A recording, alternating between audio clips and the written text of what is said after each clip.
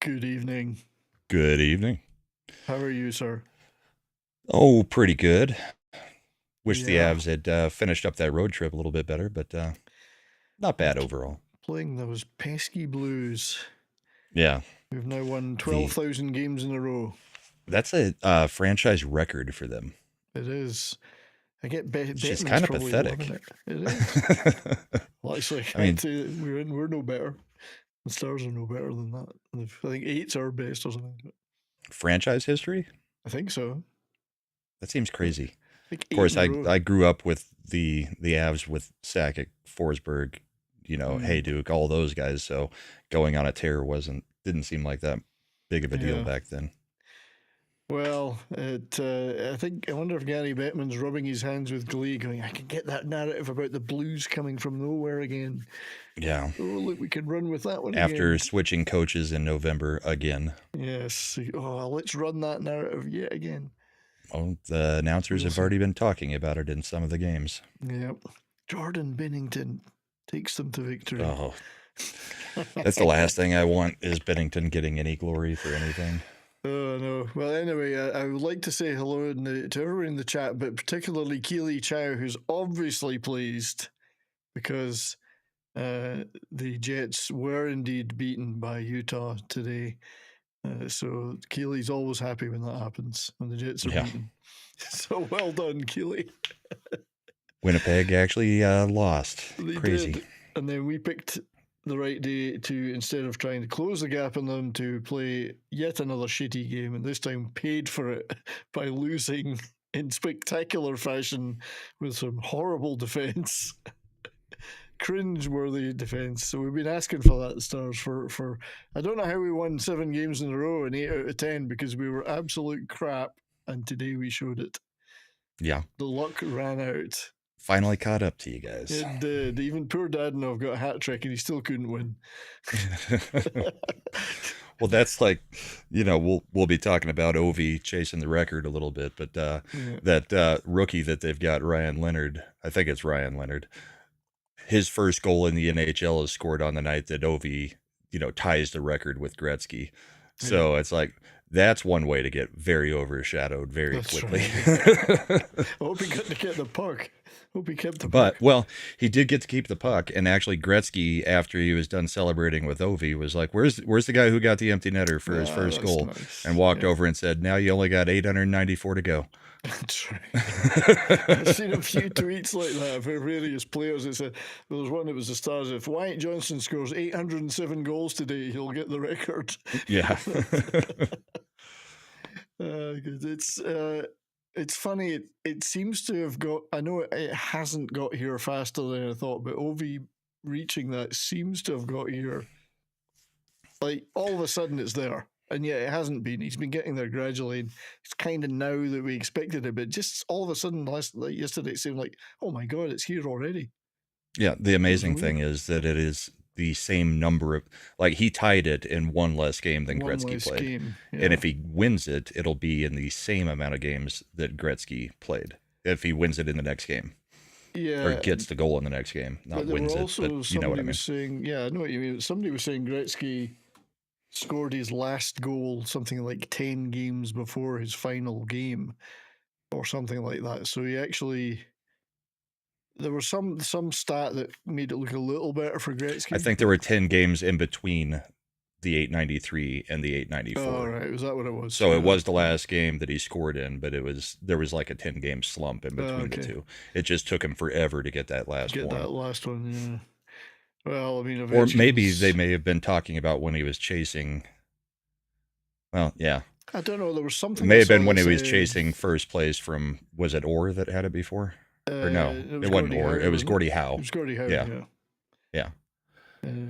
Yeah, but he said, as Gretzky said, that Gordie Howe was at the game that I broke his record. Right. So 2 years ago, Gretzky promised that he would be there, attending the games until he broke it. If Ovi goes on a drought now for 5 or 6 games, he'll be like, oh shit, I've got to go to the next one. He's not doing anything. Fun with collecting brings up the other point on Ovi is he refused to play while there was an empty net after getting the record tied because he does not want it to be an empty net goal. He wants it to be either a power play goal or a 5-on-5 goal.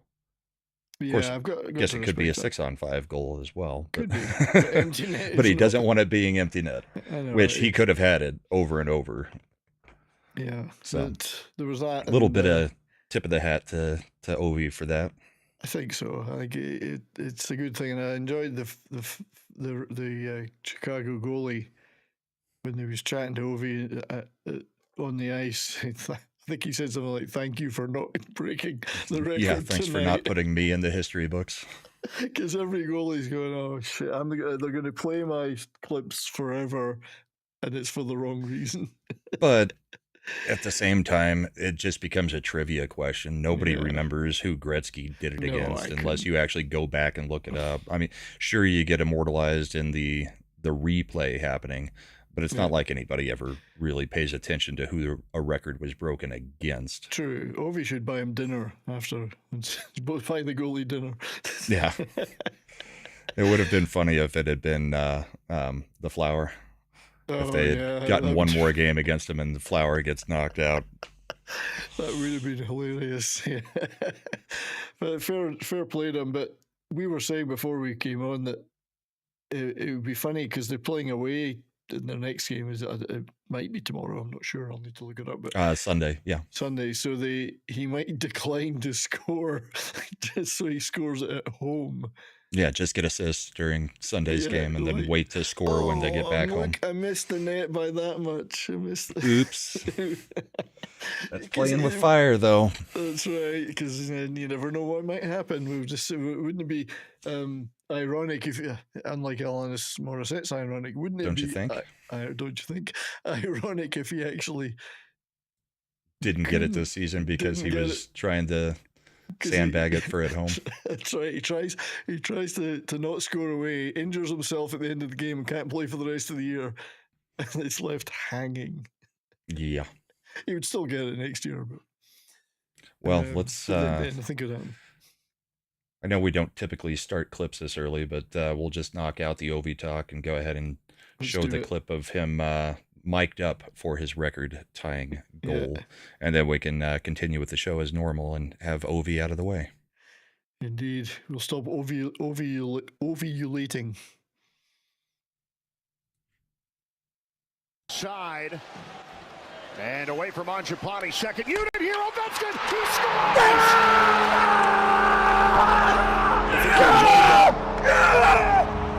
From his office.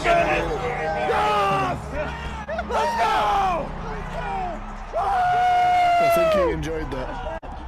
Yeah, I think it does mean a lot to him. Who thought that record would ever be broken? Right. Yeah, so that was crazy. Number 894. Yeah. Well, I mean, I'd been paying attention to early in the evening, and he got 893. I thought, oh, well, 2 left.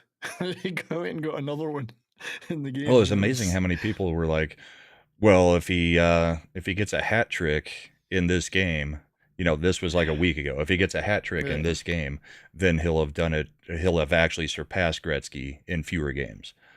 Yeah. And then he came pretty damn close to it. There were a few close calls in that game where on one play, actually, the Chicago player accidentally swept the puck into his own net while it was going to Ovi's stick, and it was wide open. So guy scored an own goal rather than Ovi being able to get his stick on it. That was deliberate.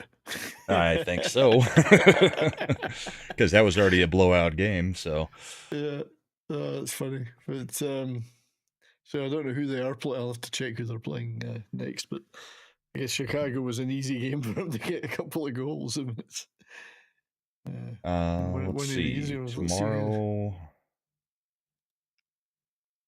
hang on, April. They've got the Islanders tomorrow, so they'll probably could score. very well happen against the team coached by one of the greatest goalies ever. That would also be slightly ironic. Be funny, Patrick Waugh.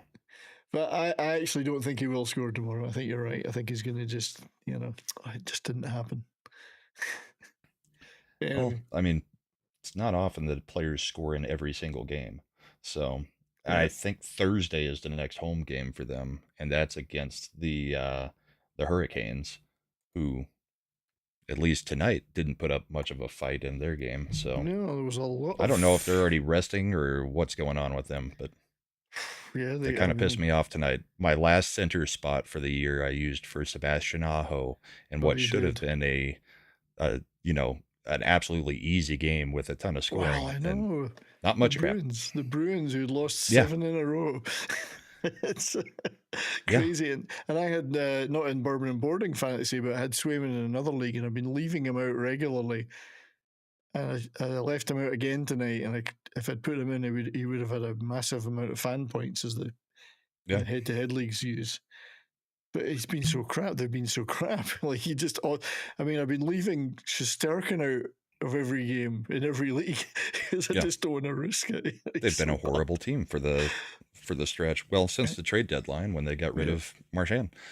I mean, before we get too deep in, what are you going to drink tonight? Oh yes, well I'm actually I should have been drinking the Gretzky. I never thought about it. I should have had the Gretzky whiskey out. I'll leave it next week. Just a 40 Creek double barrel Canadian whiskey tonight because I want to finish this bottle. A nice smooth whiskey. Sip. And I am having a little bit more Eagle Rare. So Eagle Rare, nice. Yeah. Who said this was my first glass tonight? Oh, I'm sure it's not because I've seen you backstage. And it was already pre-made with ice. That's right. Cheers, everybody. Cheers. Groovy, yes. So that was a wacky day for scores, though. We should run through those because this was just an all-around weird day. The favorites just kind of got blown out left and right. So let me call that up. There's still a couple of games on. One of them, I guess, has got some. There's a couple late games. Here we go. Sure. Right. So the one that's on, and I got it on over here, is. I don't know if everybody can see that. Okay, let's make it a bit bigger. So Knights Flames. Flames really need to win this. Like really need to win it. But they're not winning right now. The Kraken and Sharks. Who cares? Kraken are winning. So cheers, Davina. The Rangers not doing themselves any favors. No, they pretty much have ended their run. Yeah, I mean, that's probably is it. Although bizarrely, nobody in the East has yet been officially ruled out. That's just incredible. Even Buffalo hasn't at this point? No, not even Buffalo, not even Boston. Crazy. It's crazy. I think one more game and they will be because they're running out of runway. But it's crazy that I don't think I've ever seen a year like that. It's incredible. The Florida are obviously resting, but then again, the Senators have been playing pretty well. So 3-0 to the Sens. Yep. Penguins 5, Stars 3. Hat trick for Danov, but hat trick for Crosby as well. Although to be fair, 2 of our defenders at least deserve to be shot. And the third goal came on the empty net, right? Yeah, third one empty net, and we had 2 massive defensive blunders. We're just terrible. It's been coming for a long time. Yeah, the Canucks still hanging in there with a Trying. 6-2 against the Ducks, trying to hang in there. Kings Oilers 3-0. I mean, I know the Oilers are a little bit shugly right bit now, banged as up. we say. But the Kings did look. I watched a little bit of that game, and they looked pretty smooth, actually, pretty impressive. I'd never really thought about them much this year, even though they've been up there in the Pacific. But they actually look pretty good. They're doing a lot with a young team. Yeah, they're looking. I mean, they're setting quite themselves up for future. Yeah, so quite. The Oilers are struggling a little bit, but. Well, what's interesting about that is the Oilers-Kings matchup that's happened for the last 3 straight years is also looking to be happening this year. Yeah. And you would think that the Oilers, even if they're a little bit banged up, would be trying to send a message to the Kings before that series. So maybe it is going to be the Kings' year to take down Edmonton, because remember, Edmonton has also made a deep run last year and made a semi-deep run the year before, I think. I think the second round or third round. So, sooner or later, the Kings will end up getting them, because you get tired from going deep into the playoffs every year. And they've not got particularly great depth, and they've not got great goaltending. So the Kings looked pretty comfortable today, let's put it that way. There was no real fight in the Oilers. So they also scored one of the prettiest goals I have ever seen. So we'll play that one a little bit later. You've got that. That's good. Yes. Hey, fun with collecting. Well, thank you for that. We'll just there we go. Having a few beers myself. Cheers, gents. Well, cheers to you. Cheers to you. Very much. Fun with collecting for that. Appreciate that, mate. Yeah, the Canes. I don't know. I didn't see any of this other than I think I saw Pasta. Didn't Pasta get? I don't know if he got a hat trick, but he certainly got some couple. I don't know if he got a hat trick. I think he reached the 40 goal mark. I've got one goal of his from that. Yeah, clipped. So yeah, so I think he's reached the 40 goal mark. So, or is it 40? Or I thought I heard somebody say 47. So maybe it was a personal best or something. I don't know. He's having a crazy, sneaky, good season. Underneath on a bad team, he's getting it done pretty well. Well, Pasta is on 4. No, it was 40. You're right. It was 40 today. He hit. Okay. Yeah. So, that makes sense. So Eric K is Eric K on both of our channels has gifted 5 memberships to each of us. So thank you very much, Eric K. Thank you, Eric. That is magnificent. And it's great to have a few more members, because today I reached 2,000 subs. I surpassed 2,000 subs on YouTube. So nice. Welcome to the new members. I'll probably make a little video tomorrow about hitting that target, that milestone, and all that stuff. So we'll play a throwback clip for Eric K for that. Do it, yes. So 4 years ago, this week, it's a clip we've played multiple times on this show, because it is still one of the funniest clips ever. The 4-year anniversary of Nathan MacKinnon throwing his helmet at a player during play. Right. Classic. Yes, it is. I keep it marked for every year. Oh, we've got a transition. Got the audio, but no video. All right. Again. Here we go. Here, Garland, have your helmet back. Nice. 4 years ago today, eh? Ding. You need to edit that and put a ding noise on it. Yeah. Ding. Well, the crazy thing is, this has got to be in the bubble too, because it is in the bubble. Yeah, that was the bubble playoffs. But they put the crowd noise on. Yeah, they were piping the crowd noise in. There's one guy at the back going, "Yay!" So going, "Yay!"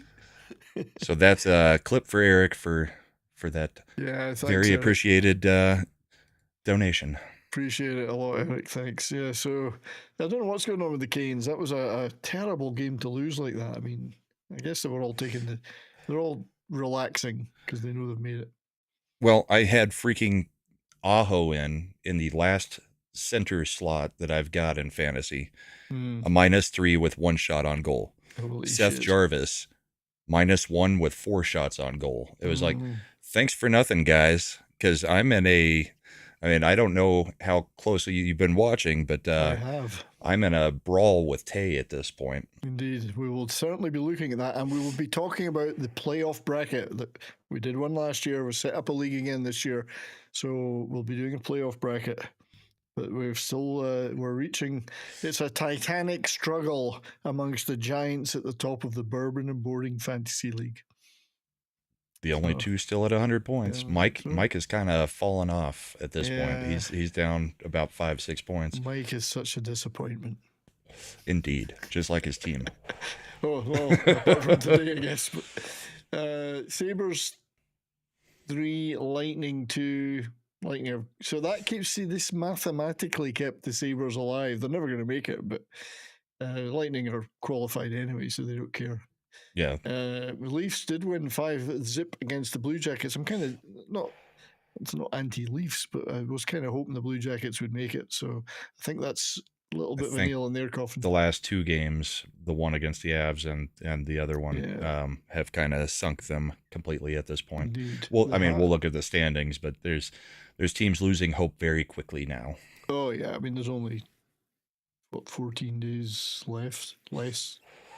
Well, there's 14 days until the playoffs start, so there's probably only about 12 days left before end of the year or end of the season. 6 or 7 games. Yeah, Canadiens win again. Habs are playing pretty well, and we've got the tortless Flyers. Indeed, who've slowed down a bit since the being released from bondage under torts. Yeah. Blues 5, Avs 4. I was actually watching that at the end, and I'm thinking, because it was 4. It was 4-0. It was 4-0 after the first, or no, in the about the halfway point of the second. It was 4-0. The Avs, the Avs let there was a horrible cross-checking call with like 31 seconds into the game. So before anybody even really got into the game, they got a power play and scored damn near immediately on us. And the cross check that they called was, a cross check is extending your arms. So our guy skates up and the guy's going near the glass. So he just puts his stick on his back and the guy falls over. Yeah, he didn't even make a motion. And I think they called it because the guy kind of went headfirst into the boards, but it wasn't even really a push. And so we got scored on almost immediately. And then, it just didn't start out well for us. So we're down 4-0. We bring it back to 4-2. Then we pull the goalie with 4 minutes left, score with 2 minutes to go. So it's now 4-3. We pull the goalie again. They get the empty netter. So now it's 5-3. And then with 9 seconds left or 11 seconds left, we're still empty net, and we get another goal. So we got 2 goals while empty net, but had 1 against us. So I was watching it, and it was just like, really? So the weirdest thing, your game-winning goal ends up being an empty net goal, because normally that's putting the other team 2 up, not putting the other team to the game-winning goal. So crazy ending. It was nuts. I'm just glad they didn't roll over, because it'd be real easy to roll over at 4-0 halfway through the game. But quite the opposite. They showed a little bit of fight. Almost made it back, yeah. That's incredible. Well, can you imagine getting into Binnington's head like that right before the playoffs? If we had to face the Blues at any point, he's going to remember, I just let up a 4-0 game. That's what I was hoping for, was just to beat them, to get into Binnington's head and get him a little bit knocked off. He still gave 4 goals away, so... Yeah, he was in the goal for all 4, so he ends up taking 4 against him.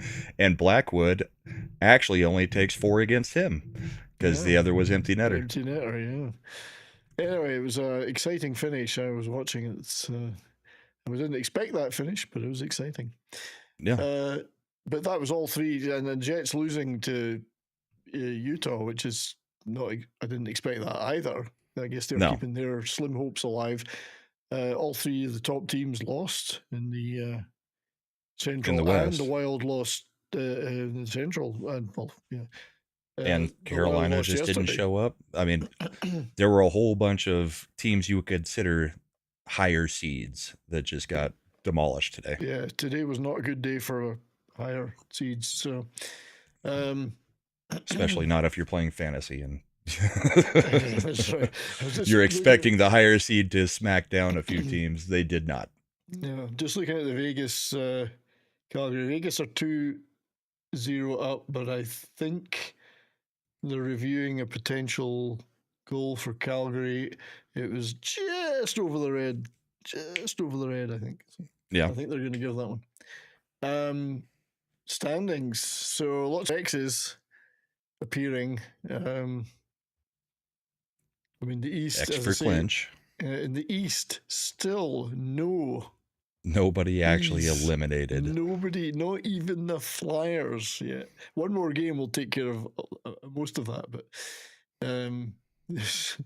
you got all these teams at the bottom vying for how bad they can be. But the Bruins and the Sabres did win today, and the Penguins and the Islanders and Detroit all won their last games. So, but yeah, so Leafs, Lightning, Panthers clinch, Caps, Hurricanes clinch, Devils 89 points.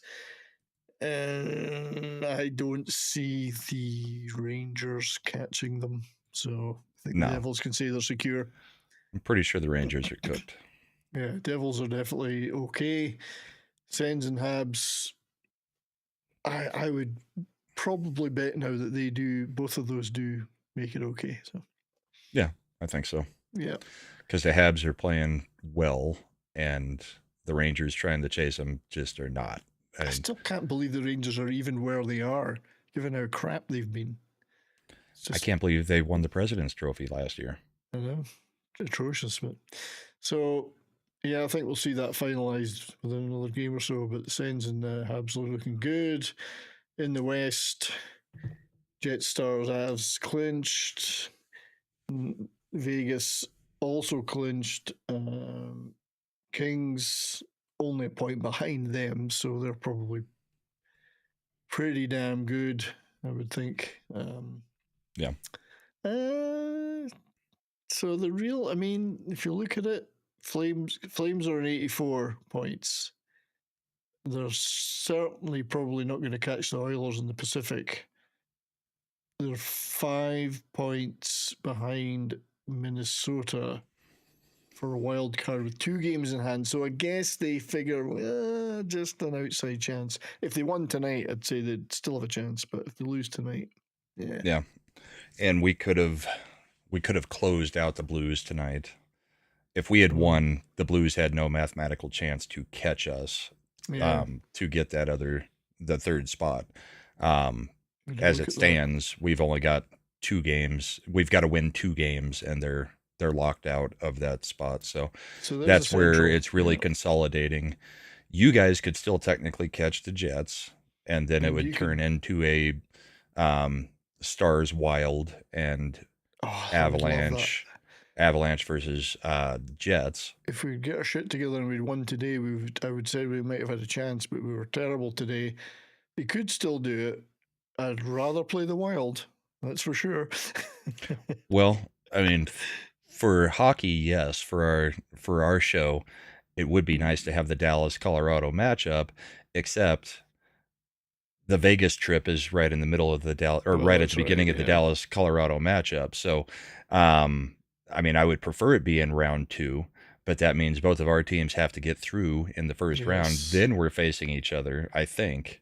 Then we're facing each other. You'd be playing the Jets if it was the first round.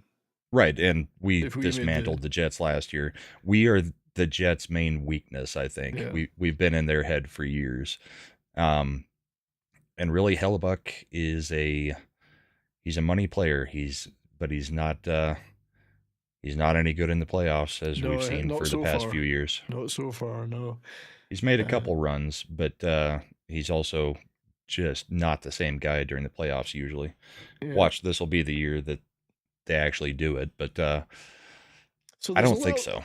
there's a little bit still to play for there in terms of position. In right, Central.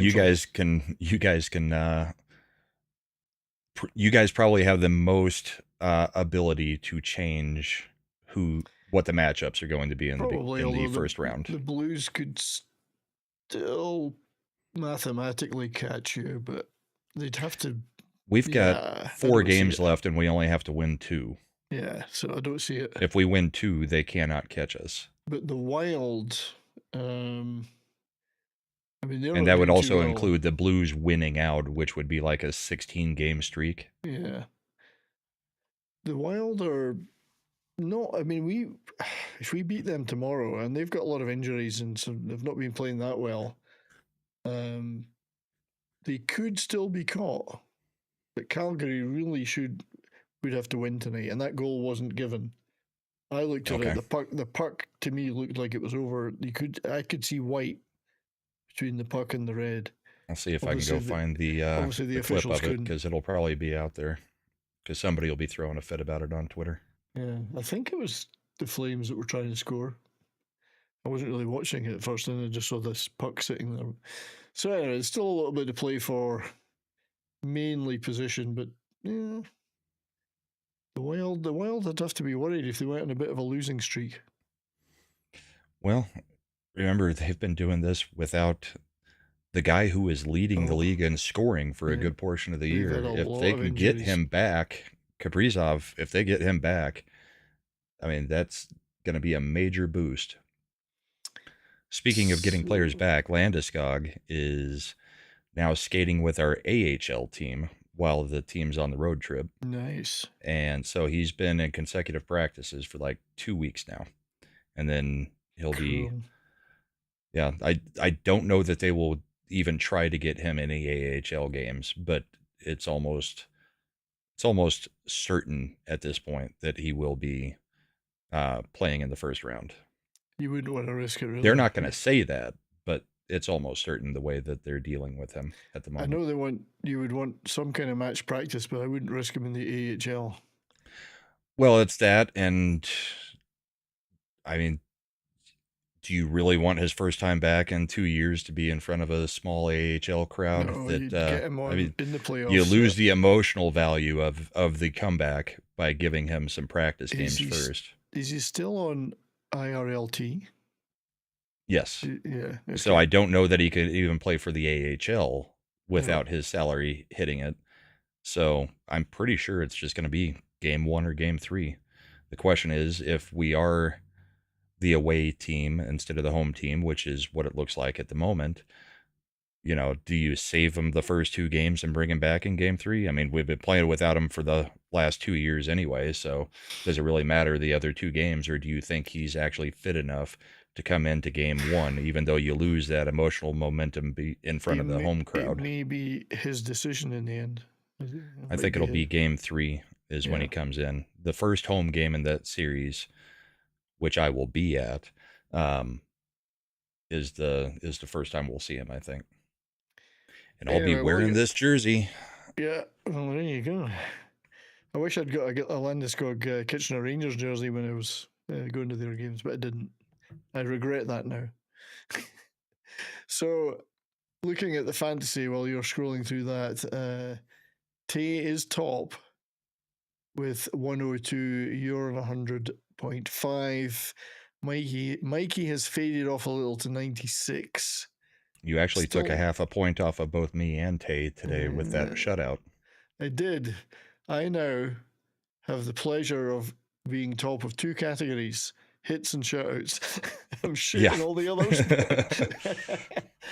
So, but yeah, so it's a little bit of a battle. So let's look at the games played, though. So Tay is on 806. You're on 792. Right, but he's also got only left wingers and defense left, I think. Yeah, I need to get back to the view. Sorry, I've hit the wrong button. League standings. So let's look at Tay. He has no centers, no right wingers. He has got 16 left wing left, which is still quite a bit, and his defense is almost out. And he So- made a poor choice today by putting Frederick Anderson in instead of Jeremy Swayman. But that was the logical. No, instead of Darcy. Darcy got the shutout. Got a shutout. But yeah, but that one, the logical one to play, I think, was Anderson because Boston had been so shit. So Carolina Right. and Boston, he played. Unlike me with my other league, I left Swayman on the bench, and Swayman had a great game in the end. But yes, he could have had a shutout with Kemper. He's yeah. Anyway, this is what happens. Well, yeah, I mean, that would have been a half point he needs. Yeah. Because So I believe he's tied for the, or he was tied for the shutout lead as well today, I believe. He's still got 5D and 16 LW. Yeah, the left wing is where he can actually still probably beat me. So because those are going to get offensive stats, and that's where Sherwood, Stutzel are all LW. But he can also just go grab whoever he wants. Yeah. So as for you, I think I just ran out of centers tonight. Yeah. Or I may have one left. I've got... Yeah, nobody put up any stats for me tonight, really. So, no, I've got one center remaining, 8 left wing, 4 right wing. So that's 13 games. You've still and got then quite 21D. You've still got quite a few games left that you could play, players that you could play. So yeah, just be nice if those players would play, because the problem is so many of these teams have already locked up things, and I've dropped so many players and picked up, specialty type stuff, like trying to get my plus minus up, that kind of stuff, that I'm not playing the same team that I played all year. I mean, I've had Aho, Jarvis, Morgan Riley, and Tage Thompson, some of them all year. Brady Tkachuk has been out forever now, and so has Miro Heiskanen and Seguin. Yeah. So, I mean, I'm playing with a team that wasn't designed to be my original team, and they're not putting up points, especially since most of these guys play on teams that have nothing to actually play for at this moment. So let's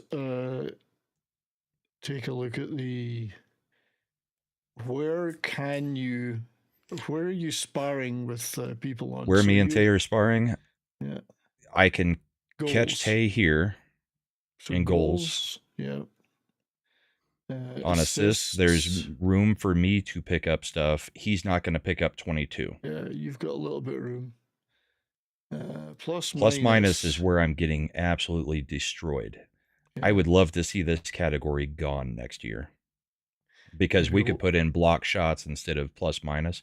Plus minus is such a BS stat, because I hate it, you could score 4 goals and still end up a -5 for the game. Yeah, I mean, yeah, that's true. If it's 4 power play goals, but you're on the ice for 5 of their goals that weren't power plays, it's a -5. I mean, it's insane. You've got some scope for improvement there, though. Yeah. PPP, you're only a couple behind Krista. Yep. And Bill. And Tay is forever away from taking a point, but he's also forever away from losing a point. Yeah. Shots. Tay. Shots, I can catch Bell. You can. Tay is a little bit behind. Tay's got a ways to go to catch Bill. And he's not. But then if he does catch Bill, there's no chance in hell he's catching Mikey. No, I don't think he's going to drop, though, because below him is 16.06, so he's probably stuck there. Hits, well, I mean, obviously I'm winning the hits by a large margin. And I've got no real margin to move up or down there. And Tay also, I mean, he could get five more hits and maybe take Smokey, but I don't think Smokey's going to let that happen. Smokey's got a lot of games left, so he has a ton of games left. Wins. It's within reach for him to catch me, but now that I'm playing my goalies again, it's really not. Yeah. So, but then Mikey just behind you there. Hell, even I'm only 4 behind. Well, just behind Tay. Mikey could take out Tay. He could. That's true. I could take both of them out. That would help you. That'd be fine with me. Yeah. Goals against, I'm still pretty good there. Pretty solid there, pretty even with a solid, bad day today. Yeah. And save percentage, I'm pretty solid there too. Yeah. And then I'm just fishing for a shutout just to catch you now, since you got one today. Don't do it. That's a half point I need. I'm still calling me at 104 for the win. Right. So that's what I've calculated as the outcome. If I win, I think it'll be with 104 points. Well, let's look at it. Maybe 103.5 now that you took the shutout. Yeah, 102 for Tay, 101.5 for you. Next week will be exciting. Yep. Pretty close. And then the week that we announced a winner, we won't have a show. So I could do a 10-minute, I could do a 15-minute review. Sure. Yeah. I might take a week off. We'll make a video on it. Just to go to what we're doing after, though. So we are going to run a Bourbon and Boarding playoff bracket again. Bracketology. So in the NHL's bracket challenge, private league, Bourbon and Boarding 2025. Obviously, everyone that's in the Bourbon and Boarding Fantasy League, I can email them with the details. So the password. Anybody else who wants in, DM either of us with your email that you would like the link sent to. Yes. Or no, actually, you don't even have to do that. DM us and we will send you the link privately so that we don't get bots and other crap. Yeah, we want to keep the bots out. We had a great bracket last year, and you can set up more than one team. You don't have to just have one. You can have multiples. You've got to label your number one team. Yeah, because that's the only one that will count for. Correct. For the competition, that's the only one that counts. Yeah. So anyone that's, as we say, anyone that's already in the league, we can email them directly and say, hey, here's the details to get into this. If anyone else in the chats wants to join, either DM Brahma or I, or check our emails out on our channels. I think I've got mine in my community. Yeah, my email is in my community too, but I don't check it very often because I don't use that email for much of anything. So DM is the best way to reach me, and it might take a day because every day I have to go in and sweep out all the DM requests from the hotel jobs and the porn bots. I know, and the porn bots, yes. I don't want a part-time hotel job or to subscribe to you on OnlyFans. Right. But thank you for sending me your nudes. Yes, I've got like 30,000 message requests every day that are just hotel jobs and porn bots. Indeed. If they could just combine the two, it would cut the messages in half. Yes, just have the cleaning lady OnlyFan. So let us know. We want as many people in as possible to the bracket. It's a lot of fun. And you have to decide whether you're going to go a homer bracket where you say, yes, my team's going to make it all the way, or are you going to try and do a more realistic bracket in many cases? Well, let's look at the realistic numbers. Should we look at the money pucks? Yes, go for it. Yes. So this is what it's looking like. Let me shrink it down slightly just so the whole circle fills. But right now, 12.1% has the Canes still taking the cup. The Rangers still have a 15% shot of making the playoffs. I don't think this probably includes today. Somehow Detroit is still in there with a 4.8% chance. And Utah with the 0.01% chance of making the playoffs. I think 0.01 is probably correct, though. Well, let's look at so Utah is the next one eliminated based on this. Buffalo, Anaheim, Pittsburgh, the ones from the East that haven't technically been eliminated, but we all know are eliminated, are kind of here. So you've got all the way up to the Rangers and Montreal who are still fighting it out, and they've got Montreal having the strong upper hand, kind of like we said. Yeah. But as far as the cup, they still keep shrinking the Avs' chances, even though the Avs are on a 14-2-2 run. They've got the Golden Knights at 9%, which I don't think anybody thinks the Golden Knights are really a threat this year. Don't think they're going to win. I mean, they're top of the Pacific. And I just don't see them they've as got winners. the Blues at 1.8%. I think the Blues are a far more dangerous team the way they're playing right now than the Knights are. Yeah. Then we've got basically 10 to 11% between you guys, the Panthers, and the Jets. Well, and then the next, like I said, the next biggest one is the Knights. I just don't see that happening. I think we're way Stars are way overvalued because we're playing like shit. Yes, we won a bunch of games, but honestly, it's because we had some ludicrously good scoring chances, but we're being outshot 2-1 in every game. And but if you can win even while playing like crap, that is. Well, the goaltending's been good too, so. You gotta, I mean, if you can turn it around and not play like crap, then play average would be good. Yeah. Like take giveaways and turnovers. The stats are horrendous right now for us. So anyway, Fun with Collecting is going to join. So yeah, DM us. Fun with Collecting. In fact, we'll put our Twitters in. We'll start with mine. So I think we have said out of the East, probably Florida is still the scariest, but they haven't been playing great down the stretch. And part of that is missing Tkachuk, obviously. I mean, he's kind of the heart and soul of their team, even though they've got Marchand now. It'll be interesting to see what it looks like when they have both of them. The betting market is obviously giving Carolina the edge in the East.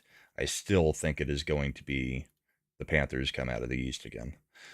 But there is also that, how tired are they from their run last year? And you've got a beat up team. Out of the West, it's still just a freaking toss up. The only thing I cannot agree with is the Golden Knights being that's highly rated. Overvalued, yep. So that's what it looks like there. My money's still on Utah. Yeah, seems likely. As far as power rankings, we've got Carolina, Dallas, Florida, Winnipeg, Tampa Bay, Colorado. I don't get that. I just don't get it. I don't see you're not losing, even though you're sucking. That's true. Yeah, I guess so. I mean, I'm a cynic, so much as I want my team to win, I recognize that we're not playing well. So. You're not the only one right now, because the hockey guy on YouTube and a few others have, Steve Dangle Network, they've all said, we don't know how they're winning anything. I mean, if you guys play like this in the playoffs, you're done. Oh, we're losing a goal early in every game. We start. Now you know what it felt like to have Georgiev. We start by losing an early goal. Then we play like absolute shit for the first period, most of the second. We'll have at some point in the second or third a 10-minute spell where we play really well and score 4 goals, and then we go back to playing like shit again and hanging on desperately. Goaltending is good, and some of the forwards have been good at various times, but like the total defense is just garbage, and giveaways, turnovers, passing is crap. Can't skate out of our own zone, etc., etc. The list goes on, and yet we won 8 games in a row because there was some tremendous goal scoring going on in that 5-minute period. And then they went back to sleep again. But that's the betting is a bit weird, and the power rankings are weird. But what the hell, it's. Some of that is just people having feelings about their teams or about teams. I'm a realist. And now, if we actually started clicking again, which we have done for various long stretches of the year, I'd say, we've got a good chance now. But some of them need a good shake around the, grab by the scruff of the neck and shaking. So I don't know what it is. Maybe they're just in this kind of lethargy. Yeah. But stretching is good. Okay? Everybody, remember to stretch, or this could be you. I still Oops. don't know how this happened. At first, I thought this was an AI image. Yeah. It could be, I guess. Doesn't look comfortable. It does not look comfortable. I thought I'd start with a couple of still images today. So Sure. this is another one which is a bit dodgy looking. I mean, I'm not sure what's going on here. Yeah, I'm not sure. Somebody's having fun. Looks like the illegal takedown that we'll be talking about later. We will. An extremely dangerous play that was not penalized and was not no suspension coming on it. Indeed. I just thought I'd start with a couple of amusing images. Like the amusing image from your game today where two of your players ran into each other and it led to a goal? That one's been scrubbed from the internet. Oh, already. I've got that one. It's a shame because you know why some of that's happening. It's Thomas Harley was involved in that. It's because Miro's not there and most of the rest of our defence is shite. He's having to play like 35 minutes a night. So by the end of the game, he's just destroyed. He's no idea where he is. So this was Pasta. We got a man down. Yeah. The Buffalo Trace is gone. It's gone. R.I.P. Buffalo Trace. We knew you for a week and a half. We have another man down because this one is empty now. So, right, Pasta. This is a nice lacrosse goal. It's just a heads-up play all of the way around. You take that replay back to center ice. Nice. I don't think that Canes goalie is going to be too happy with himself.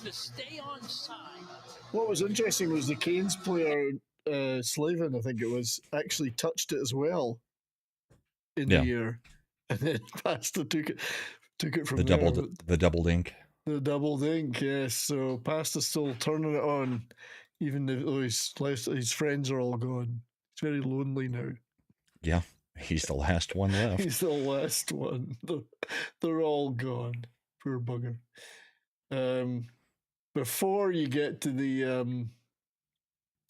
really shitty Dallas Stars clip, let's play one where they weren't quite as bad earlier in the week when we destroyed Nashville, which is always fun. Destroying Nashville is always a good time. Not exactly difficult this year, though.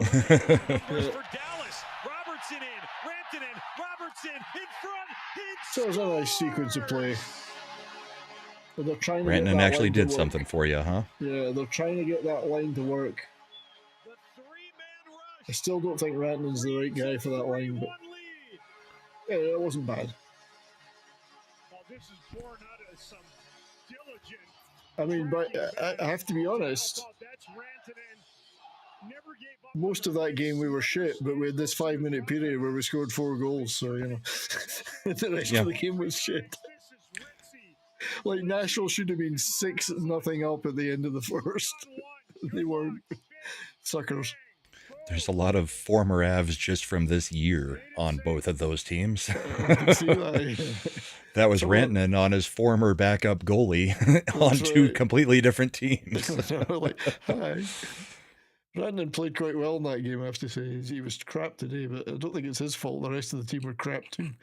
But the other guy that's been keeping us afloat is Wyatt Johnston, who continues to excel, and he's only 21, so he is the future for us.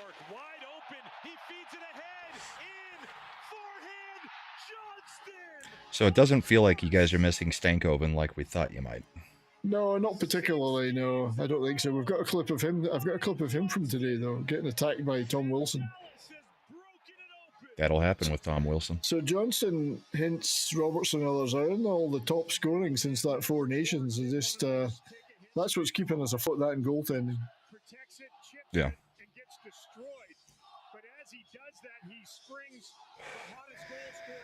Onanen didn't do much to try to stop that, though. He didn't, no. But Johnston dinked quite a bit there.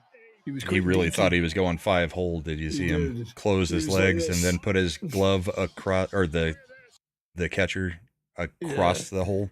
But Johnson's pretty good with that stuff, and he's great in shootouts with that as well. He's rarely misses in a shootout. So cool. You can show the other one. Is that all the stars you got?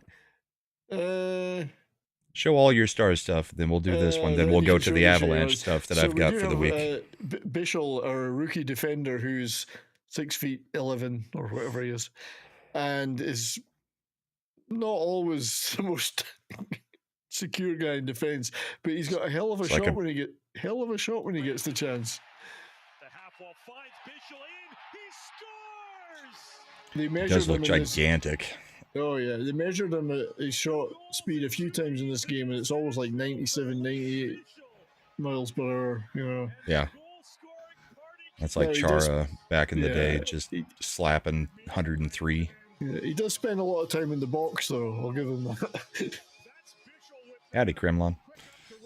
Yeah, just like Rempe. I mean, those big guys just spend a lot of time in the box. To him here, though. That Rantanen pass is pretty good. What, Rantanen have 3 points today? Yeah, nothing today, I don't think. Or, well, in this game, because that's at least 2 assists there. Yeah, he had 3 in this game, yeah. That was a sweet pass. He's looking much better, but I think it's going to take till next year for him to fully integrate into our. Well, he's got to buy a house, get settled in, get the family out there, all that crap. Our giveaway turnover system doesn't suit him. Yeah. Well, it suits him more than Brindamore did. True. And I'll give a shout out to Casey DeSmith, who this wasn't today, but this was earlier in the week, and he did play great today, even though we lost. Well, it was empty net. He lost 4 goals. None of them were his fault. This was quite the save. Latest in the sensation of Casey DeSmith tonight. Nimble and larcenous on Morgan Frost. So that was a nice one. It was. He's been a really good backup goalie, and today he didn't deserve what he got, and you're about to show why he didn't deserve it. I'm going to show at least one play from today. Yeah. So this is Dallas-Pittsburgh today, tied at 3. Don't skate into your own player. Boom. Oh, God. Just nightmare fuel. Yeah. Nightmare fuel. Not pretty. Harley was interviewed after the game, and you could tell he was just like, fuck me. Yep. That was bad. And he was exhausted, the poor bugger. He's playing all of Miro's minutes and he's doing. A mistake here by Dallas as Harley has this puck. He looks like he's going to lose it, so CC comes over. CC's a disaster at the moment as well. This is apparently how to lose a game, children. Yes. Skate into your own players. That will be a problem. I mean, I guess if they'd been really committed to it, they would have just put it in their own net. Like Chicago. Yeah. So we'll do a few clips from the Avs. The first one we're going to start with is actually the first time Gabe Landeskog and Cale Makar have talked about Cale cutting Gabe, which is what has led to his 2-year disappearance from the team. So this is from the documentary that's been going on. So while we're in Calgary, I figured, why not grab the camera on myself and ask Cale some questions? You look nails right now. Okay, Cale, I'm just going to get this out in the open. I'm going to preface it by saying this. I have not spent a single second thinking about the cut or thinking about what could have happened if things were different in that situation in the bubble. Like, I don't live my life that way. Mm-hmm. How have you viewed it? I mean, I'm kind of the same way. Like, yeah. It's not like it was something that I was trying to do, or like, obviously, like, it was just kind of like an unforced, like, air that was just, I wasn't expecting it from behind. I was kind of going to a puck battle. I didn't even know I cut you actually until after the game, and I was asking guys. I remember that after the game we talked, and you were like, "Oh, like I was asking guys. I was like, what happened to Landy?" And he's like, "Oh, the guys on the bench were saying, oh, like he got cut." And I was like, "Oh man, like I wonder how that happened." And then after the game, I think one of the trainers came up to me and they're like, "Yeah, you cut Landy." The trainer and I was said, like, "You just cut the "What?" captain." I was like, obviously, sorry, but I mean, what do you do? Don't be. it just, yeah, it's one of those things, but it's not something that, like, especially just a freak accident like that, you can't think about mentally, and you can't let that hold you back from You anything. should have said I meant it. It was deliberate. It's deliberate. I mean, they're looking at it the right way. You can't let it. Yeah, if you dwell on Nav it. says, "I'm sure Gabe is a bit pissed. I think at the situation, not at Kale. I mean, Yeah, it was just an accident. we all saw the play during that, and it's just a leg swinging wide after he gets taken down. Mhm. I mean, not Total much you can do accident. about that." Totally. I do have the Gretzky now. Nice. So to celebrate the final day of Gretzky's joint record holding with Ovi. Joint record. Yes. So this is Kale getting The his zone got away. 30th of the McKinnon looks down the season, slot. McKinnon far side one-timer. Score! which Kale has not been done McCarr since from 2008, right below the 2009, dot. and Whips there's home only the been 9 one-timer, defensemen who have and broken the Avs have 30-goal taken mark, a 5-3 with Quinn Hughes lead. and a McCarr, few of the other a guys perfect falling feed off. from This McKinnon, should and he automatically wasted get him the absolutely Norris no again. time getting to goal number 30 on the season. The first defenseman The only way he NHL to does do that not get the Norris since trophy this year is if they just decide we cannot give it to the same guy two years in a row, which would be crap because he's Yeah. leading in every category. They shouldn't do that. That would be ridiculous. I mean, he's far and away in the lead, I would think, for the Norris. Yeah. I mean, he's he could technically be in the Hart conversation with the season he's having. He's in like the top 6 in scoring for the whole league as a defenseman, and he's the first defenseman since 08. He's on 90 points right now. Yeah. 90 points. As a defenseman. Yeah. I mean, technically, you could put him in the Hart conversation with McKinnon, with Draisaitl, with Kucherov, and with Hellebuck. 30 goals, 90 points. Yeah. Imagine what he would do if he was an actual offensive player. Indeed, and he could get the Lady Bing. Maybe he could get the hat trick. He could get. Oh, I don't think he can get the Lady Bing. He goes to the box way too often. We showed a great save by your goalie. We'll show a great save by our backup goalie. Oh, Wedge. Yep. And just another great pass from Pat Maroon, who's got some dandy hands. This one is Gets flat, all the way straight on across, the gets tape, the on arm out at the backhand. right height. And the left-hander, Wyatt Kaiser, the defenseman, jumps in, and just an outstanding save.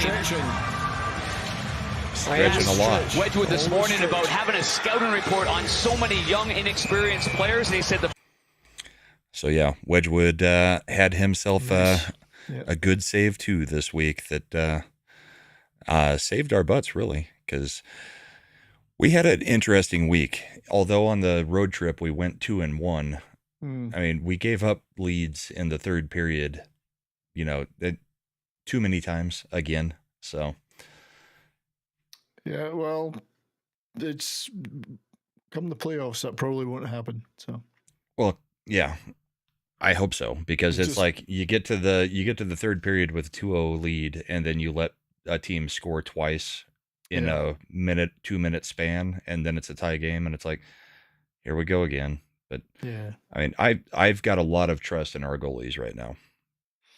Wedgwood is a fantastic backup. Blackwood has posted great numbers. We loved Wedge. Yeah, he's good. Calgary are 2 each by the way against Vegas. So yeah, they've tied it up. You got any more Avs, or that was the last task? No, I try not to load up on Avs just because the things that I think are really good are. It's our show. You should do that. Just watching the Avs. So it's our show. You can do what you want. Fuck the audience. It's our show. So in that case, we should probably get to the one of the talking points of the week, the judo. Yeah, the jiu-jitsu takedown of the guy with no helmet that is what, half a foot smaller than you. So let's look at this big talking point. Maybe not that much smaller, but weight-wise, I mean, this is not a fighter. So Chatfield certainly, first of all, is prepping for the playoffs with his hair and beard. Apparently. He looks like he lives in the Appalachians. So, but you can't have the helmets off and slam a guy's head down on the ice like that. To that. Here we go. So because he does put the foot behind the leg to do a sweep. You can see it right there. There's the foot. He's tried it there, and now he tries it again. There you go. He was going for that before until he did it then. Yeah. So if you're gonna drop the gloves, you punch. There are no takedowns like that, especially without the helmet, where you slam a guy's head on the ground. So dirty or not? It's dirty. I think it's dirty, and I think it should have been a suspension.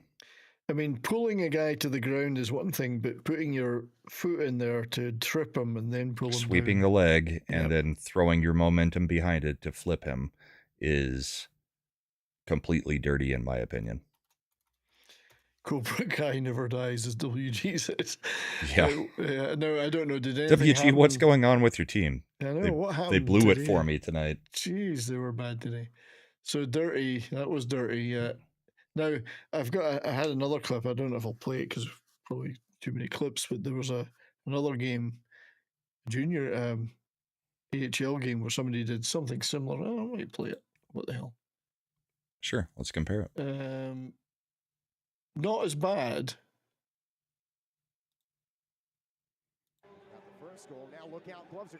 But there's still a sort of takedown at the end that could be said to be similar. Well, he's already hit him with 8 rights to the head. Yeah. 9, 10, 11, 12, 13, 14. So, see, I don't see that as the same thing at all. No.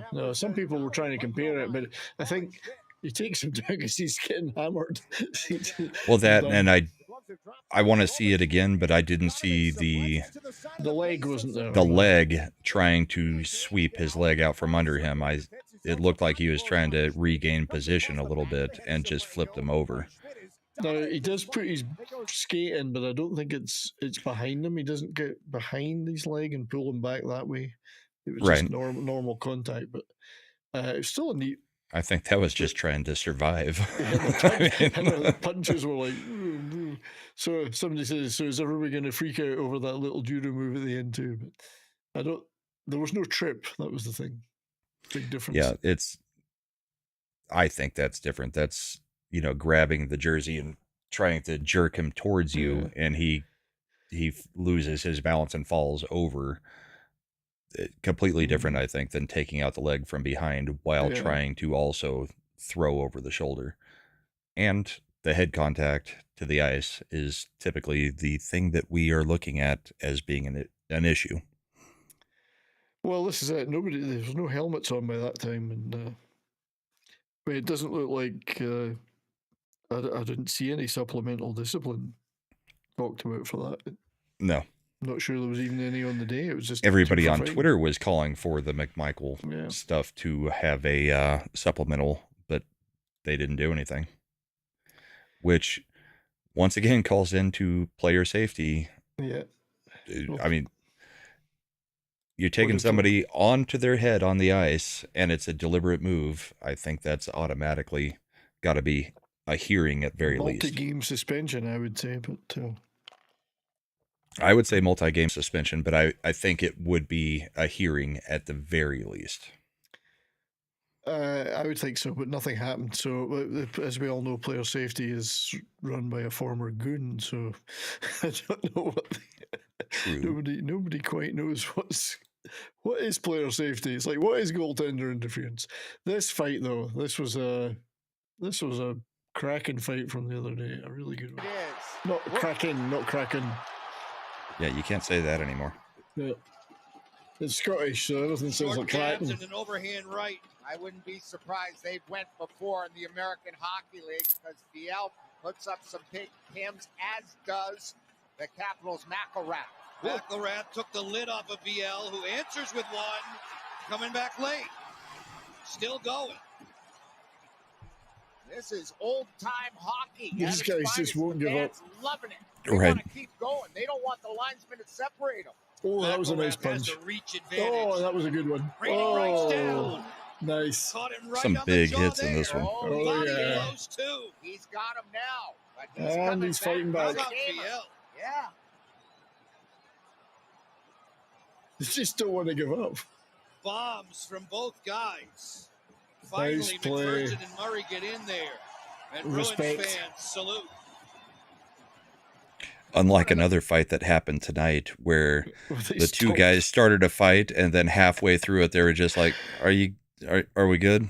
And then they just stopped the fight. I wouldn't play all of it, but yeah, let's go. I didn't save it because they literally just quit. So they circle around each other a bit and then they grapple. This is the one you're talking about, and then they go, "Yeah, I'm tired." Yeah, they were just like, you good? I'm good. All right, we're done. That's the Leafs for you. Yeah. So WG coming in hot. Thank you, my friend. $20 super chat from WG. Yes, it was not a good look for Chatfield. Also, F the Caps. They started every altercation in that game. Well, they are shit disturbers. That's true. We certainly know that about Wilson. Also, I think the real danger in that move was Chatfield's hair probably getting into his opponent's eyes. Possibly. I actually thought the real problem was that Chatfield's Chatfield maybe would have a pet squirrel or beaver that in his pocket that might have come out. You leave Peanut out of this. The government already murdered Peanut. Yeah. Weasel. He may have had a pet weasel that would have attacked An amphibious marmot. That's right. Thank you, WG. You know, just for that, I'm going to have to try and find you a video. Right, so let's get off the screen while I do that. We're gonna have to play some kind of video. Let me look for one. I have to ask because WG always watches only on your channel. Are you even subbed to me, WG? I don't need the super chats, but I could use the sub if you haven't. Just so you know. That's right. You'd like the super chats too, but no, I'm fine with him super chatting you, but see, I could use the subs. I'm trying to get to that 1,000 still. He knows I'm a poor old man. That's why he has to super chat me. You are poor and old. And old, that's true. And I'm not denying it. So let me find a clip for you. Oh, what have we got here? All right, we'll go with this. It's an old standard.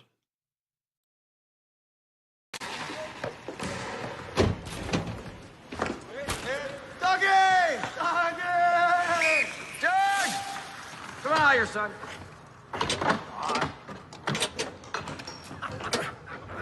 Look at this guy. Christ. Wow. Nice wheels, boy. These are my friend. They're his gang brothers. What, you never seen figure skates before?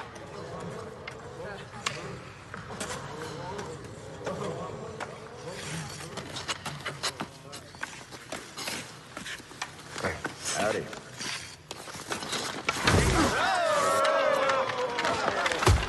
I don't know what you...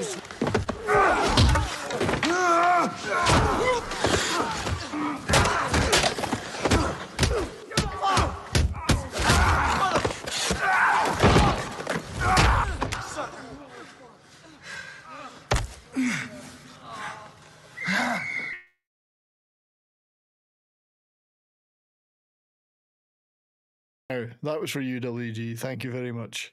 Appreciate it. Yeah, mate. you guys can't hear us talking in the background during the video. Yeah, we're not added to the scene at that point. Not in that particular scene that we have. So that was my bad. Thank you, WG. Appreciate that very much. Oh yeah, so Tom Wilson. While we're on the Caps, subject of the Caps.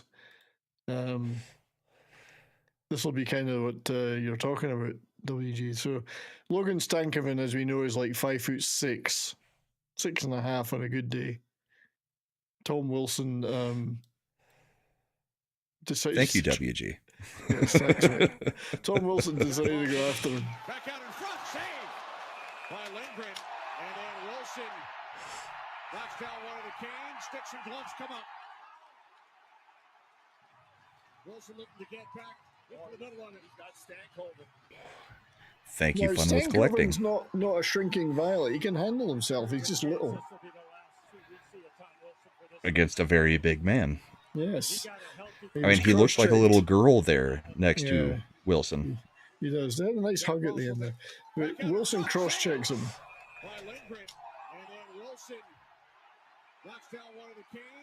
It's hard to see and all that, but yeah. Reminds me of a story that they were telling during the Avs broadcast tonight. So our color guy is Mark Rycroft. He's like 5'8", tiny guy, played in the NHL, played for the Avs. He was like, there was this one time that I had Chara just lined up, and I was like, oh, this is going to be the hit of the year. It's going to be me, this tiny guy, just blowing up Chara. And he goes up, throws his whole body against Chara, and just bounces off of him and falls like 5 feet away. He was like, I was so embarrassed. Should never make promises your body can't keep. Chara wouldn't even notice. No, he just bounced off of him like, oh, somebody touched me. What do we got? I've still got a few. Yeah, I've got quite a few left. Yeah, go for it. Let's go with, what do you guys think of this tripping penalty called tonight on Elvis? Because this was about the most ridiculous thing I've ever seen in my life. Yeah, this is terrible. Since we're going with controversial, I think this is where we'll go next, because this is absolutely freaking ridiculous to call a goalie tripping on this. Let me get the audio in.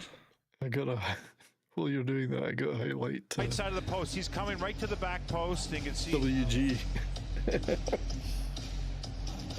He slides across to make the kick save in his crease.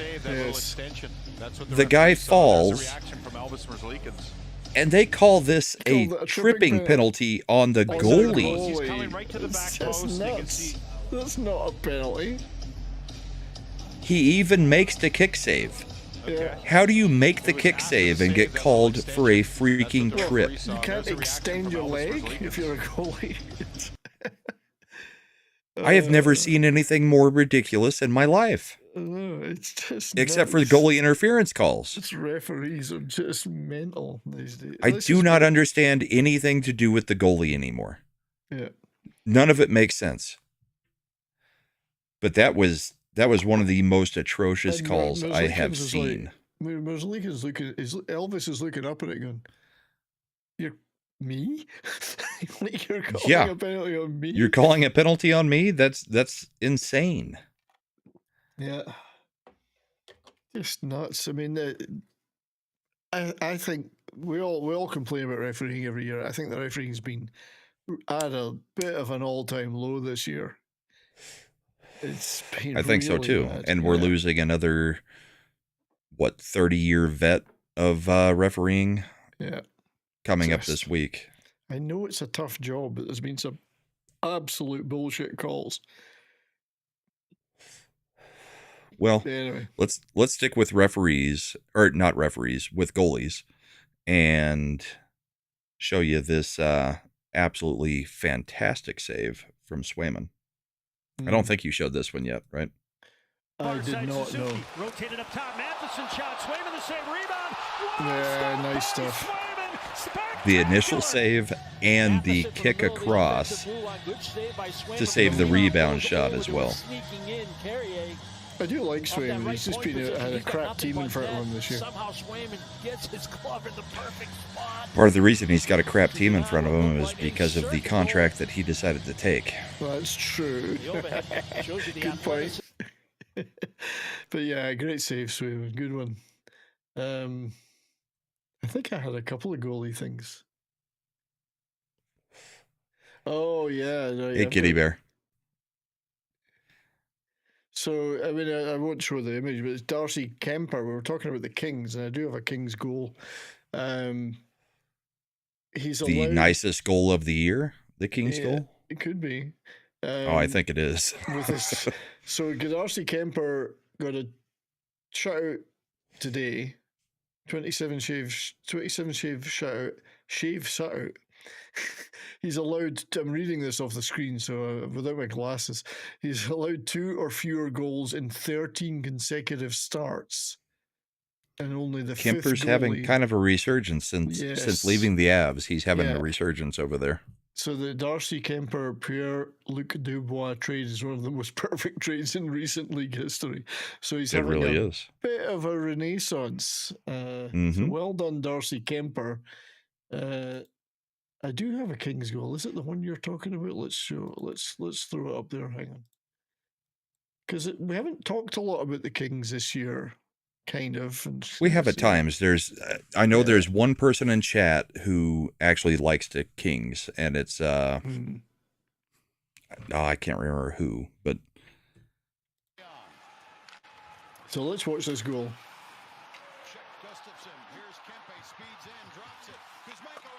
No, that's not the one I'm thinking of. That's not the prettiest one. That is a pretty goal. That is a pretty goal. So they're looking pretty slick, I have to say. Yeah. That was very, very nice. But when you see the other one, it puts this to shame. I don't have the other one. I do. Let's watch it. Yeah, if you've got it, that's good. Because this could be the nastiest, prettiest passing play of the year. Do it. Now Kuzmenko charging in, pulls up. Ding, ding, ding. Well, it was the same line, I think, wasn't it? Same line, but look at this. This is a no-look pass, back pass, pass. Oh, sweet. One-timer in. I don't think you can year. do it better than that. That's got to be in the goal of the year contention, absolutely. I mean, it's not the most pretty individual play. That is just absolutely ridiculous. This is a backhand pass after a swirl to a backhand pass, no look, to sinking it. So they are firing on quite a few cylinders right now. Correct. Nice. Ridiculous. Oh, yeah. That's a I mean, sweet one. I'm not a fan of the Kings, and I can admire that all day of the week because that was beautiful. It was a beauty. Yes. Love it. Love it. So, another great goal, and it looks like he's going to be winning the Calder, probably. Lane Hudson? Yeah. So let's... With Celebrini falling off completely, and I still think Michkov... Michkov's close, but... The thing is, with the Calder, Celebrini's on such a horrible team that he could still get the votes. Possibly, Hudson has now, gotten the lead in the scoring and has just been on fire. And Michkov is also on a horrible team, but I don't know that it's going to be a tight race. I don't know that anybody's actually running away with it because they may look at Celebrini and say, well, he was the before the season favorite and San Jose sucks so bad that what he did there may still get him that because of the team he's on. Yeah, I mean, he's clearly got talent, Celebrini. He is a good player. Maybe better than Bedard. I actually think he is. I think possibly all three of these guys we mentioned are better than Bedard. But Bedard had a horrible sophomore year. He did. So here we go. This is Hudson. Here comes Hudson. Lane Hudson scores! I mean, he's practically on the boards and he scores that. I'm not going to lie. You pulled the worst clip of this. Well, I know. Because he actually goes from the other end of the ice all the way down the ice and then pulls off that shot from that angle. So he goes coast to coast and then hits that from that angle. As he creeps closer to Chris Chelios, an inside-out move twice. So they showed it there. Towards the goal line. I mean, yeah. He basically skates the length of the ice, coast to coast, and then shoots it. And then from an impossible angle. Yeah. I mean, there's no way that normally would go in. I mean, Erson even actually did seal the post. So he may have actually leaned the goal back far enough for the puck to have gone in. I think so. Yeah, you see it if you watch it. Because the goal, the actual goal is leaning when it goes in. Pushes it back and it just creates the space. Yeah. Yeah. Oops. But he almost pushed it off the pegs. He pushed it so hard. It might have been what he was trying to do. Hudson, I mean, if you look at the stats, he is on 62 points. And a lot of it's been in the last 2 months. He has just lit up in the last 2 months. He's lower on goals, but he's definitely killing it on the points. So. The total points, yeah. Yeah. But if you look to the left on the defenseman, people are still calling for Quinn Hughes and Zach Werenski to win the Norris. Yeah. And look at, I mean, yes, people are trying to say that Cale Makar is not a generational player now because Werenski and Quinn Hughes are so close to him. But look at the totals: 90, 74, 72, 30 goals, 20, 17. Yeah. I don't know how you can still be talking about anybody winning the Norris but Cale Makar. And I don't care that Quinn Hughes was injured. It doesn't matter. I mean, at the moment, Lane Hudson, the guy we're talking about for the Calder, is tied for 4th in points there. Yep. I know who I'd draft if I had to draft any one of those. It would be Cale Makar. Damn straight. Yeah. If you had to draft between Cale Makar and Connor McDavid, I would take Cale Makar. Yeah, because not only can he score, he can defend too. Yeah, a defenseman that's putting up 90 points is far more valuable than a forward who is putting up 98 points. Indeed. So anyway, Hudson is still doing pretty well, I'd have to say. But actually, I did want to play this clip. And we give refs a lot of shit, quite rightly, but this is a ref showing off his incredible memory skills, unless he's being fed this on an earpiece. Oh, yeah. Which the penalties. He reels this off brilliantly. This game got ugly. 10-minute misconduct. Josh got a 5 minutes for fighting and a 10-minute misconduct. Duan's got a 5 minutes for fighting and a 10-minute misconduct. And Dow's got a 2-minute roughing and a 10-minute misconduct. It's going to be 2-minute power play. Washington. With no notes. He reels that off. No notes, just spewing it out. So we give them shit, but that was pretty good. And that was half of both teams in the freaking penalty box for that. And I love it. The guy says, I love that after all of those infractions, one team will only be short a guy for 2 minutes. Right. That was so funny. But yeah, well done to that ref. Well done. That was a good one. I've got one big hit for the week, and then I think I'm out of clips. So this is what happens when you go for the Michigan and it goes wrong. Right. Net front. Big hit down low. Penn State now returning to physicality. I'm going to go for this. Nope. Splat. He crushed him. Absolutely splattered. It's a short clip, so we'll do it one more time because the first part doesn't actually catch it, but the replay catches. He's getting ready to lift it and try to go for the Michigan and just gets laid out. Glorious. You're not getting out of that one yet. No. That was sweet. I got a few clips, but I won't play them all. I think we'll wind it up soon. But the NHL, because it's getting near the announcement of all this quarter century team and stuff, I don't know when they're going to do that announcement. It can't be long now. Probably in that couple days span between the playoffs and end of season. Yeah, they've been releasing quite a lot of really good short collations of stuff like goals or whatever. This is one of the bloopers ones that they tweeted out, and I think it's hilarious. There's some real gems on here. The bloopers, minute and a half of bloopers of the last 25 years. Oh, he did. He did. He threw it right in his own goal. He threw it in his own net. Oh, my. He just shattered the glass. Oh, I can't believe what just happened. Oh, it's in. Oh, now look at that bounce. That's just, and that, what are you going to do? It's not the goalie's fault. My God. That's the weirdest goal I've That is a terrible goal. On Brodeur as well. Yeah. That is the most bizarre ending to a hockey game I've seen in a long They've got to show the Marchand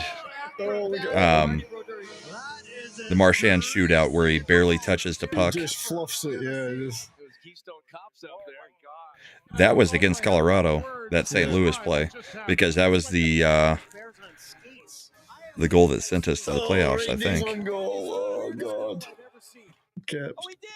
No, they didn't show the Marchand. No, they didn't. But I would think that would be one of the biggest bloopers of the last quarter century is Marchand touching a shoot-off puck, moving it a quarter of a centimeter, and that's a no goal. I know. I think this one might just have been teams from Quebec. I don't know. Okay. No, it wasn't because there was other teams. But yeah, it's that was the Marchand one. That's still one of the funniest things ever. It really is. It couldn't happen to a better guy. Way to lose a game. Touch the puck, but don't take the puck with you. Yeah, I had a few other things, but that was probably all it was worth. The rest were just backup stuff. Cool. Well, this was quite good. I just loved the headline. We'll just show this one. This was Dakota Joshua gets a 2-minute penalty for being rad as hell. And this is he tries a sneaky one here. So he gets the he does this, but he puts it behind himself, trying to pretend it's. So he passes it to himself, but behind himself. I'm not sure what happened to the bookmark that I had earlier. There was one where a guy gets called for a penalty, a high sticking penalty, when it's actually the puck hits him in the face after the guy hits it with his stick. Yeah. And literally it was a penalty for a puck hitting the guy in the face, not the stick. But no high sticker yet. Right. Oh, it's what Superior Nav has got something. Hang on, he's saying something here. I want to read this. When Doug Gilmour shattered that glass, the owner of I don't have my glasses, Montreal. When Doug Gilmour shattered that glass, the owner of the Montreal Canadiens collected all the broken pieces of glass and put it into bins and brought it out during the end of the season team get-together. Good one. Yeah, nice one. Thanks, Superior Nav, for sharing that. But yeah, that's probably all the stuff that's fit to print. The Flames and the Knights are still tied at 2 each, so the Flames are still 5 minutes left. left. Still got a chance of getting a point at least out of this one. I guess you should check on the other game that was on tonight. Oh yeah, the Kraken did beat the Sharks 5-1, so poor Sharks. Not that it mattered. Not that it matters, but poor Sharks. Poor buggers. I think I had a Sharks player playing, though, Brandon Montour, so let me check and see if he did anything. Yeah, well, let's hope he wasn't on the ice for all of those. So we'll go back to just to remind everybody, and I know a couple of people have probably DM'd us already, Bourbon and Boarding 2025 playoff bracket challenge. We will be looking to get a bunch of people into that, so when we're playoffs start, we can start showing that one. So a DM either Brahma or myself or both of us on and Twitter. On Twitter, I am at Mr_Brahmabull. And his name is different too. It's that, what is it, 70s Rock Fan? It's at 70s Rocker. At 70s Rocker. I'm just putting both of those in there. So again, DM us. We'll probably put community posts and stuff up about it. We'll certainly email everyone that's in the current Bourbon and Boarding League, Fantasy League, so we get everybody in there. We'll Let's see put if community post up, but it won't include the password or the link because it'll I just think be- that's where we got screwed up in the bots Yeah. joining the fantasy league. So it'll be, if you're interested, we'll put up community post. If you're interested, post, and then we will contact you. If you put your Twitter handle in there, we can DM you as well. Yeah, so we'll make sure we don't get any bots like we did for the full league. But yeah, we had a lot of fun with that last year. It was pretty good. I can't remember who won. I'll have to look back and. It was not the Bourbon and Boarding chat pick. I think they came in dead last. The one where we all picked the bracket together. So so we should probably do that. That's next week. Saturday. So next Saturday we will do as well as the individual league entries, we'll do a chat pick, which was great to do last year.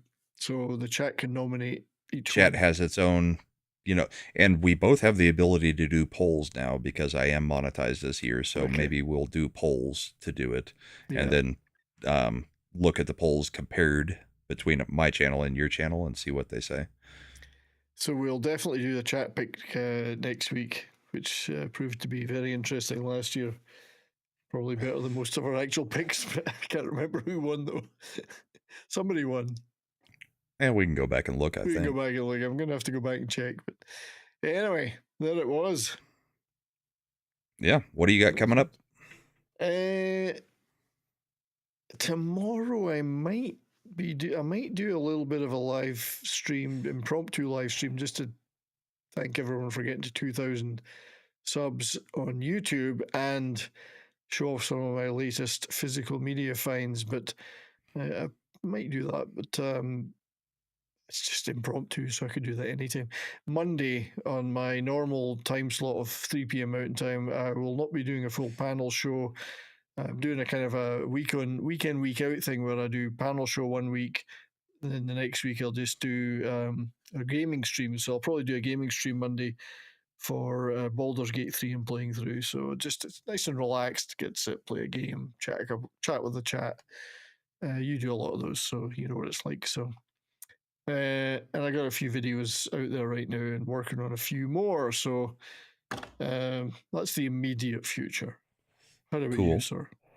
Well, in 11 and a half hours, we've got the bullpen, which didn't happen last week because Xfinity screwed the pooch and we didn't have internet at my house until 2 or 3 o'clock in the afternoon. So it'll be a little bit of catch up. And then the usual schedule: Monday comics, Tuesday Mad's new channel, Wednesday the midweek hump, and no Christian panel this week. Thursday back at comics, Friday Ascent and Art, then we're back here. So hope everybody has a great night. We've got you set up to go over to Zach's, I think. Do you have yours? I don't, so give me a minute and I'll do that. Okay, so I will be sending my chat over to Zach's immediately, and then we will play the outro for 70s, the 70s side, to go over to Zach's in a minute. So hope everybody has a great night. We will see you later. Cheers, guys. See y'all.